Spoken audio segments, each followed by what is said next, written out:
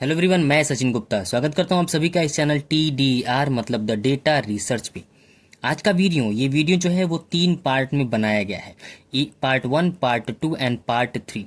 तो वीडियो थोड़ा लंबा हो जाएगा, इस वजह से आप अपनी स्पीड को, अपनी वीडियो की स्पीड को अपने अकॉर्डिंग 1.25x या फिर 1.50x पर कर सकते हैं। तो चलिए वीडियो को शुरू करते हैं पार्ट 1 से।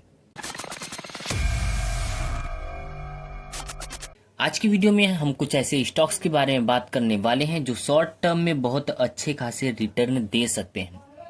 और ये स्टॉक्स जो है मार्केट एक्सपर्ट द्वारा बताया गया है। तो कुछ ऐसे स्टॉक्स जो मार्केट एक्सपर्ट द्वारा रिकमेंड किया गया है शॉर्ट टर्म के लिए, शॉर्ट टर्म में अच्छे खासे बुलिश रहेंगे, अच्छे खासे रिटर्न्स देंगे। लेकिन वीडियो स्टार्ट करें हम उससे पहले आपको डिस्क्लेमर दे देना चाहते हैं कि वीडियो सिर्फ और सिर्फ एजुकेशनल पर्पस के लिए है। आप किसी भी स्टॉक में बाई, सेल या होल्ड करना चाहते हैं तो खुद का रिसर्च और खुद का एनालिसिस जरूर करिए, उसके बाद ही किसी स्टॉक को बाई, सेल या होल्ड करिए। तो चलिए शुरू करते हैं ऐसे वीडियो को जिसमें शॉर्ट टर्म के लिए टॉप 12 ऐसे स्टॉक्स हैं जिसके बारे में हम लोग इस वीडियो में बात करने वाले हैं, जो मार्केट एक्सपर्ट द्वारा रिकमेंड किया गया। कौन सी मार्केट एक्सपर्ट द्वारा रिकमेंड किया गया ये भी बताएंगे, उसका एसएल क्या है ये भी बताएंगे, टारगेट प्राइस क्या है ये भी बताएंगे, और मार्केट कैप मतलब करंट मार्केट प्राइस कितना है ये भी बताएंगे। तो चलिए वीडियो को स्टार्ट करते हैं। तो सबसे पहले बात करते हैं LIC हाउसिंग फाइनेंस की। इसका करंट मार्केट प्राइस की बात करें तो 572 रुपए इसका करंट मार्केट प्राइस चल रहा है, जबकि इसका टारगेट बताया गया है 615 रुपया। टारगेट दिया कौन, मतलब ये कौन सी मार्केट एक्सपर्ट द्वारा रिकमेंड किया गया है LIC हाउसिंग फाइनेंस। तो मार्केट एक्सपर्ट का नाम है तेजस शाह। तेजस शाह ने इस स्टॉक को रिकमेंड किया है। क्या रिकमेंड किया है कि 572 रुपए इसका करंट मार्केट प्राइस चल रहा है, टारगेट 615 रुपया इन्होंने रिकमेंड किया है, और एसएल रखने को कहा है 540 रुपए। मतलब ये पहला स्टॉक है LIC हाउसिंग फाइनेंस। दूसरा स्टॉक है कोल इंडिया। कोल इंडिया को किसने रिकमेंड किया है, तो मार्केट एक्सपर्ट और एक्सिस सिक्योरिटीज के विशेषज्ञ हैं, उन्होंने कहा है राजेश पालवी। राजेश पालवी ने इस स्टॉक को रिकमेंड किया है। इन्होंने कहा है कि इस स्टॉक को बाई कर लेना इस वक्त के लिए अच्छा रहेगा, शॉर्ट टर्म के लिए अच्छे खासे मुनाफे दे सकते हैं ये स्टॉक। करंट मार्केट प्राइस की बात करें तो 405 रुपए इसका करंट मार्केट प्राइस चल रहा है, टारगेट इन्होंने रखने को कहा है 425 रुपया, और एसएल 380 रुपया। तो राजेश पालवी द्वारा ये कोल इंडिया रिकमेंड किया गया है शॉर्ट टर्म के लिए। अगला यानी तीसरा स्टॉक है गोदरेज कंज्यूमर। गोदरेज कंज्यूमर जो है ये भी राजेश पालवी, मतलब जिसने ये रिकमेंड किया था उन्होंने ही इसको भी रिकमेंड किया है, राजेश पालवी ने। इन्होंने कहा है कि ये स्टॉक भी ऐसा स्टॉक है जो शॉर्ट टर्म में रिटर्न दे सकता है। यहाँ पे इसका करंट मार्केट प्राइस चल रहा है CMP यानी करंट मार्केट प्राइस कितना चल रहा है 1100 रुपया। टारगेट क्या बताया इन्होंने, 1150 रुपए का इसका टारगेट बताया है, जबकि एसएल रखने को 1050 रुपए पे एसएल रखने के लिए कहा है। हम फिर से आपको कह दे रहे हैं कि ये वीडियो सिर्फ और सिर्फ एजुकेशनल पर्पस के लिए है। अगर आप किसी भी स्टॉक में बाई, सेल या होल्ड करना चाहते हैं तो खुद का रिसर्च और खुद का एनालिसिस जरूर करिए। चलिए अगले स्टॉक यानी चौथे स्टॉक की हम लोग बात कर लेते हैं, और चौथा स्टॉक है NTPC। NTPC भी मार्केट एक्सपर्ट राजेश पालवी द्वारा ही बताया गया है। इन्होंने कहा है कि ये NTPC अपने वीकली चार्ट को ब्रेकआउट कर चुका है, जिसकी वजह से कुछ ऊपर की तरफ जा सकता है, शॉर्ट टर्म में ये रिटर्न दे सकता है। करंट मार्केट प्राइस की बात करें 351 रुपए इसका करंट मार्केट प्राइस चल रहा है। टारगेट की बात करें तो 365 रुपए इन्होंने टारगेट बताया है, और एसएल रखने को कहा है 347 रुपया। बैंक ऑफ इंडिया ये अगला स्टॉक है जिसे उन्होंने ही, राजेश पालवी ने ही इसे भी रिकमेंड किया है, और इन्होंने कहा है कि इसमें कुछ पॉजिटिव मूवमेंट देखने को मिल सकता है आने वाले समय में, जिसके लिए इन्होंने रिकमेंड किया है कि इसका करंट मार्केट प्राइस 105 रुपया चल रहा है, और इसका टारगेट जो है 111 रुपया होगा। इसका एसएल रखने के लिए कहा है 103 रुपए पे। ये था बैंक ऑफ इंडिया के बारे में जो राजेश पालवी द्वारा ही रिकमेंड किया गया है। राजेश पालवी ने एक और स्टॉक को रिकमेंड किया है, उसका नाम है इंडियन बैंक। इंडियन बैंक अभी करंट मार्केट प्राइस की बात करें तो 548 रुपया इसका करंट मार्केट प्राइस चल रहा है, अगले 20 दिनों में ये कुछ अच्छे खासे रिटर्न दे सकते हैं। अगले 10 या 15-20 दिनों में ये अच्छे खासे रिटर्न दे सकते हैं। और इनका कहना है, राजेश पालवी जी का कहना, मार्केट एक्सपर्ट राजेश पालवी का कहना है कि 20 दिन और 200 दिन वाले ईएमए को, मूविंग एवरेज को ये पार कर चुका है, जिसकी वजह से ये ऊपर की तरफ जाएगा। ऊपर की तरफ जाएगा तो इसका टारगेट कितना होना चाहिए? 565 रुपया। अगर इन केस अगर ये नीचे की तरफ आता है तो इसका एसएल कितना होना चाहिए? 535 रुपया। ये मार्केट एक्सपर्ट राजेश पालवी द्वारा बताया गया एक और स्टॉक है। तो चलिए अब अगले स्टॉक के बारे में हम लोग बात कर लेते हैं। और अगला स्टॉक है रिलायंस इंडस्ट्रीज। रिलायंस इंडस्ट्रीज का करंट मार्केट प्राइस 1277 रुपया चल रहा है। टारगेट इसका रखने के लिए कहा गया है 1400 रुपए के लिए, और एसएल 1180 रुपया है। इस स्टॉक को भी राजेश पालवी ने ही रिकमेंड किया है। रिलायंस इंडस्ट्रीज के मालिक जो हैं मुकेश अंबानी, वो पिछले 23 मार्च को भारत और एशिया के सबसे अमीर इंसान बन गए। हम इस स्टॉक के बारे में डिटेल से वीडियो लाने वाले हैं। अगला वीडियो आप लोग जरूर देखिएगा। उसमें हमने बताया है कि कैसे ये स्टॉक अच्छे खासे रिटर्न कुछ और दिनों में देने वाला है। हो सकता है इसको भी, इस टारगेट को भी क्रॉस कर जाए। क्यों? क्योंकि सिर्फ 5 दिनों में मुकेश अंबानी की इस कंपनी ने, RIL ने 5 दिनों में लगभग 40,000 करोड़ रुपए का अर्निंग किया है। और इस अर्निंग के साथ ही मुकेश अंबानी एशिया और भारत के सबसे अमीर इंसान बन गए और दुनिया के 18वें सबसे अमीर इंसान बने। इसके बारे में हम लोग डिटेल से वीडियो में बात करेंगे उस वीडियो में, तो आप लोग उस वीडियो को जरूर देख लीजिएगा। और अगला स्टॉक है PNB। PNB का करंट मार्केट प्राइस 93 रुपया 37 पैसे चल रहे हैं, और ये भी 100-120 रुपए के स्तर तक आ सकता है। और इसे रिकमेंड किसने किया है? तो मार्केट एक्सपर्ट नीलेश जैन ने इसे रिकमेंड किया है, और इसका एसएल रखने को कहा है 85 रुपया। और अगला स्टॉक है DLF। DLF का करंट मार्केट प्राइस चल रहा है 697 रुपया 80 पैसे, और शॉर्ट टर्म में ये अच्छे रिटर्न दे सकता है। मतलब शॉर्ट टर्म में इसका टारगेट रखने के लिए कहा गया है 735 रुपया। कौन रिकमेंड किया है इसको? तो मार्केट एक्सपर्ट तेजस शाह ने इसको रिकमेंड किया है। उन्होंने कहा है कि ये स्टॉक DLF आने वाले समय में 735 रुपया कुछ दिनों में शॉर्ट टर्म के लिए, सारे स्टॉक जो हम वीडियो दिखाए जा रहे हैं सबके सब ऐसे हैं जो शॉर्ट टर्म में रिटर्न देने वाले हैं। तो 735 रुपया उसका टारगेट हो सकता है। एसएल की बात करें तो 675 रुपया इसका एसएल रखने को कहा गया है। चलिए अब अगले स्टॉक के बारे में हम लोग बातचीत कर लेते हैं। और ये 3 और स्टॉक हैं जिसे HCC, भेल और TCS है। ये सारे के सारे स्टॉक राजेश पालवी द्वारा ही रिकमेंड किया गया है। चलिए अब इसके बारे में भी चर्चा कर लेते हैं। HCC का करंट मार्केट प्राइस चल रहा है 27 रुपया 7 पैसा। टारगेट प्राइस की बात की गई है 35 रुपया इसका टारगेट प्राइस बताया गया, जबकि एसएल 24 रुपए रखने के लिए कहा गया है राजेश पालवी द्वारा। भेल की बात कर लें तो 211 रुपया 88 पैसे पर इस समय करंट मार्केट प्राइस मतलब ट्रेड कर रहा है। टारगेट प्राइस रखने के लिए कहा गया है 222 रुपया, और उसका एसएल 206 रुपया। राजेश पालवी द्वारा ये भी रिकमेंड किया गया है। अगला और लास्ट स्टॉक के बारे में बात कर लें तो मार्केट कैप, बड़े मार्केट कैप वाला, लार्ज मार्केट कैप वाला स्टॉक है TCS। TCS का करंट मार्केट प्राइस 3,578 रुपया चल रहा है, और इसका टारगेट बताया गया है 4,000 रुपया।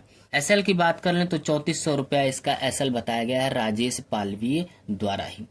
ये कुछ ऐसे 12 स्टॉक्स थे जो शॉर्ट टर्म में अच्छे मोमेंटम दिखा सकते हैं, अच्छे रिटर्न दिखा सकते हैं।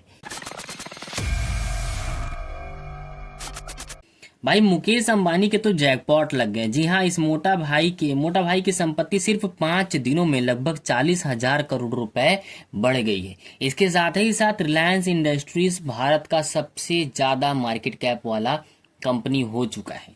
ये पिछले 5 दिनों में लगभग 40,000 करोड़ रुपए की अर्निंग किया है, 40,000 करोड़ रुपए की प्रॉफिट किया है सिर्फ 5 दिनों के अंदर। इसके साथ ही ये HDFC, TCS and Bharti Airtel को पीछे छोड़ता हुआ भारत का सबसे बड़ा मार्केट कैप वाला कंपनी बन चुका है। कौन सा?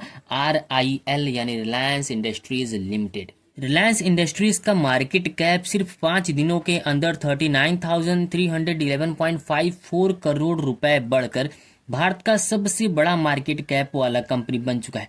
अब इसका मार्केट कैप कितना हो गया है? 17,27,399.74 करोड़ रुपीस का। इतना ज्यादा मार्केट कैप के साथ ही ये RIL यानी रिलायंस इंडस्ट्रीज भारत का सबसे बड़ा मार्केट कैप रखने वाला कंपनी बन चुका है। और इसने HDFC, TCS यानी Tata Consultancy Services and Bharti Airtel को भी पीछे छोड़ दिया है। तो क्या ये स्टॉक यानी रिलायंस इंडस्ट्रीज अब आगे ऊपर की तरफ जाने वाला है या नहीं, इसके बारे में हम लोग विस्तार से चर्चा करने वाले हैं। पूरा डेटा समझेंगे आने वाले समय में रिलायंस इंडस्ट्रीज कितने आगे की तरफ जा सकता है। लेकिन उससे पहले मुकेश अंबानी के कुल नेटवर्थ को जान लेते हैं और ये भी जानते हैं कि उनके नेटवर्थ में कुल कितना उछाल देखने को मिला है। तो Forbes real time billionaires list के अकॉर्डिंग 23 मार्च यानी कल की डेटा के अकॉर्डिंग मुकेश अंबानी का कुल नेटवर्थ 95.5 बिलियन डॉलर का हो चुका है, जिसके साथ वो इंडिया और एशिया के सबसे रिचेस्ट मैन हो चुके हैं फिर से एक बार। और वहीं दुनिया के 18th सबसे वेल्दीएस्ट पर्सन हो चुके हैं। पूरी वर्ल्ड वाइड बात करें यानी ग्लोबली बात करें तो 18th, और इंडिया और एशिया के सबसे अमीर इंसान बन चुके हैं मुकेश अंबानी। मोटा भाई सिर्फ 5 दिन के अंदर कमाई करने के बाद 5 दिनों में लगभग 40,000 करोड़ रुपए का प्रॉफिट हुआ है। और इस 40,000 करोड़ के प्रॉफिट के बाद वो भारत के सबसे अमीर और एशिया के सबसे अमीर इंसान हो चुके हैं। तो अब रिलायंस के मोमेंटम की बात कर लेते हैं, मतलब रिलायंस पिछले समय से, पिछले कुछ दिनों से कैसी उसकी बाजार का मोमेंटम है उसके बारे में पता कर लेते हैं। तो अगर प्रीवियस वीक को देखेंगे तो कुल 66,985.25 करोड़ रुपीस का इसका प्रॉफिट हुआ था, जिसके साथ RIL यानी रिलायंस इंडस्ट्रीज लिमिटेड का कुल मार्केट कैप 16,19,328.70 करोड़ रुपीस हो गया था। लेकिन पिछले 5 दिनों में लगभग 40,000 करोड़ रुपए बढ़ने के साथ ही साथ ये भारत का ये मार्केट कैप को पीछे छोड़ता हुआ 17 लाख को भी पार कर चुका है। और ये भारत का सबसे बड़ा मार्केट कैप रखने वाला इकलौता स्टॉक हो चुका है। ये थी बात प्रीवियस वीक की। अब आने वाले समय में रिलायंस कैसा परफॉर्मेंस दे सकता है उसके बारे में भी चलिए बात कर लेते हैं और समझते हैं कि क्या इसमें इन्वेस्ट करना अच्छा रहेगा या नहीं। तो चलिए उसके बारे में भी हम लोग देख लेते हैं एक बार इसके डेटा को। अब अगर रिलायंस इंडस्ट्रीज लिमिटेड की मार्केट डेटा को कलेक्ट करते हैं, मार्केट डेटा को समझने की कोशिश करते हैं कि कैसा इसका मतलब कुल ओवरऑल क्या हालचाल है RIL यानी रिलायंस इंडस्ट्रीज लिमिटेड का, तो चलिए उसके बारे में भी हम लोग देख लेते हैं। मार्केट कैप की बात करें तो 17,55,893 करोड़ रुपीस का मार्केट कैप है, जिसके साथ ही भारत का सबसे बड़ा मार्केट कैप रखने वाला कंपनी बन चुका है। करंट प्राइस की बात कर लें, जब तक ये वीडियो रिकॉर्ड हो रहा है तब तक इसका करंट प्राइस 1,298 रुपीस का है। आज की भी दिन ये 1.65% का उछाल लगा चुका है। मार्केट इंड तक कितना ऊपर जाता है वो आप लोग देख लीजिए, क्योंकि ये मार्केट मतलब 12:45 पे ये वीडियो जब रिकॉर्ड हो रहा है तब का हाल चाल है। तब उस वक्त इसका डेटा जो था 1.65% का उछला था। करंट प्राइस इसका 1.65% उछला था। हाई की बात कर लें तो 52 वीक हाई 1609 का था, जबकि 52 वीक लो 1156 रुपीस का रह चुका है।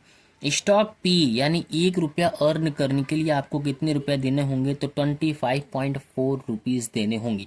स्टॉक पी रेशियो 24.5 रुपीज है। बुक वैल्यू की बात कर लें तो 606 रुपया इसका बुक वैल्यू चल रहा है। ये अपने शेयर होल्डर्स को डिविडेंड भी प्रोवाइड करता है। कितने रुपए का डिविडेंड देता है, कितने परसेंट का डिविडेंड देता है, 0.39% का डिविडेंड देता है अपने शेयर होल्डर को। ROCE की बात कर लेंगे तो 9.61% का है ROCE। ROCE थोड़ा सा कम जरूर है, ये 15 के आसपास होता है तो अच्छा होता है ROCE और ROE, लेकिन 9.61% है, ये भी बहुत खराब तो नहीं है। ROE भी 9.25% का ही है। फेस वैल्यू 10 रुपए का फेस वैल्यू है। डेप्ट इस कंपनी पे बहुत ज्यादा है, मतलब 3,57,525 करोड़ रुपीस का इस कंपनी के ऊपर डेप्ट है। प्रॉफिट ग्रोथ पिछले साल माइनस में प्रॉफिट ग्रोथ दिया है, मतलब रिटर्न न के बराबर दिया है, कुछ भी एक्सपेक्ट नहीं किया गया। पिछले साल -1% तक का रिटर्न दिया है। कैश इक्विवेलेंट मतलब इस कंपनी के पास कुल कितनी लिक्विड एसेट है जिसे आने वाले समय में ये नेट कैश फ्लो में ट्रांसफर कर सकता है, वो है 90,353 करोड़ रुपीस का। नेट कैश फ्लो की बात कर लेंगे तो 28,561 करोड़ रुपीस का कुल नेट कैश फ्लो है। प्रमोटर की होल्डिंग 50.1% का प्रमोटर होल्डिंग है, जबकि एफआई होल्डिंग की बात करेंगे तो 19.2% का एफआई होल्डिंग भी है इस स्टॉक में। डीआई होल्डिंग की बात कर लेंगे, डोमेस्टिक इन्वेस्टर भी इसमें होल्ड करते हैं तो 19% का डोमेस्टिक इन्वेस्टर इसमें होल्ड करते हैं। ईवी बिद्दा भी 11.1 है, ये भी थोड़ा सा ज़्यादा है, 10 के आसपास होता है तो अच्छा माना जाता है किसी भी स्टॉक के लिए। लेकिन बहुत से टर्म्स, बहुत से कंडीशन अप्लाई होते हैं तब जाके आरओसी, स्टॉक पी और ईवी बिद्दा, आरओई ये सब डिपेंड करता है। इस सेक्टर तक में मतलब इस सेक्टर पे पूरा एनालिसिस करना पड़ता है तब जाके आरओसी, आरओई, स्टॉक पी और ईवी बिद्दा के बारे में फाइनल रिजल्ट निकल कर आता है। डेप्ट टू इक्विटी 0.44 का है। इक्विटी पे मतलब डेप्ट भी बहुत कम है, मतलब ये 5 से कम ही होना चाहिए, 0.5 से कम होना चाहिए, तब अच्छा माना जाता है कि डेप्ट टू इक्विटी जो है वो कम है। तो इसके पास 0.44 है, ये एक प्लस पॉइंट है इस स्टॉक के लिए। ये ओवरऑल कुल रिलायंस के बारे में, मतलब रिलायंस की कंपनी के जो ऑनर है, मतलब जो मालिक हैं, उनकी पूरी नेटवर्थ कैसी है वो, और रिलायंस इंडस्ट्रीज का कुल हालचाल क्या है उसके बारे में पूरा डिटेल से वीडियो था। होप आपको वीडियो ठीक ठाक लगा हो, अच्छा लगा हो। आज की वीडियो में हम लोग जानेंगे FIDI के एक्टिविटी के बारे में, और साथ ही साथ यह भी समझेंगे कि निफ्टी, सेंसेक्स और इंडिया BIX का परफॉर्मेंस कैसा रहा। ये वीडियो हर रोज यानी मंडे से लेके फ्राइडे तक का, जिस दिन मार्केट ओपन रहता है उस दिन 11 बजे रात को आती है। और इसके साथ ही साथ यह भी समझेंगे कि मार्केट का सेंटीमेंट कल के लिए कैसा है, क्या मार्केट अप ट्रेंड में जाएगा या डाउन ट्रेंड में जाएगा, इसके बारे में भी हम लोग इस वीडियो में समझने वाले हैं। तो चलिए वीडियो को शुरू करते हैं। तो सबसे पहले स्टार्ट करते हैं FII और DII की बाइंग और सेलिंग एक्टिविटी के साथ। FII जिसे फॉरेन इंस्टीट्यूट्स कहा जाता है और DII जिसे डोमेस्टिक इंस्टीट्यूट्स कहा जाता है, इन लोगों ने आज बाई किया है या सेल किया है, इस एक्टिविटी के बारे में हम लोग सबसे पहले समझेंगे।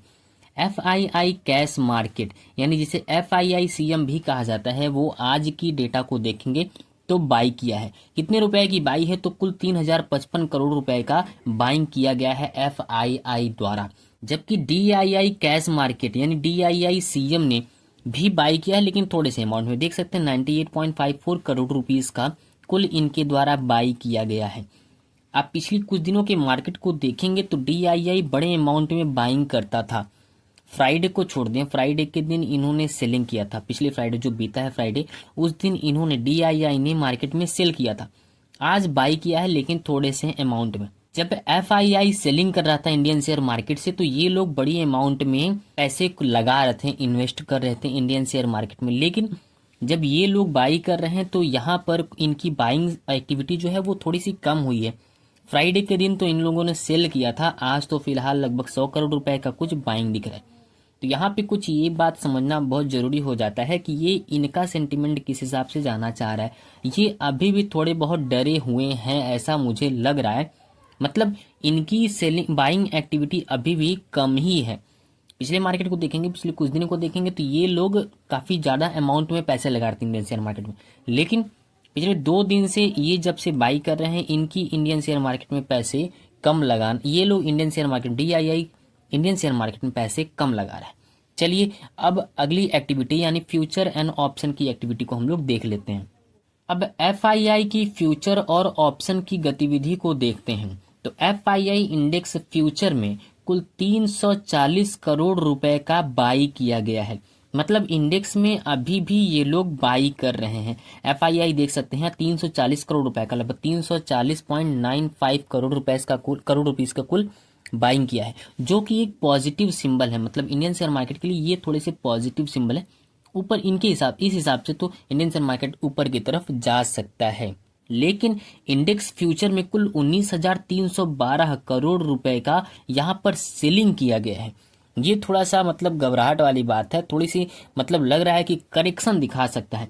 इंडियन शेयर मार्केट थोड़े समय के लिए करेक्शन भी दिखा सकता है। बाइंग वैल्यू उनकी कम है फ्यूचर में, जबकि ऑप्शन में इनकी सेलिंग वैल्यू जो है बहुत ज्यादा है। 19,312 करोड़ रुपए की इनकी सेलिंग एक्टिविटी रही है। स्टॉक्स फ्यूचर की बात कर लें, एफआईआई की स्टॉक फ्यूचर की बात कर लें, तो यहाँ पे बाई किया गया है कुल कितनी अमाउंट का, तो 941 करोड़ रुपए का कुल बाई किया गया है इनके एफआईआई द्वारा फ्यूचर में, स्टॉक फ्यूचर में।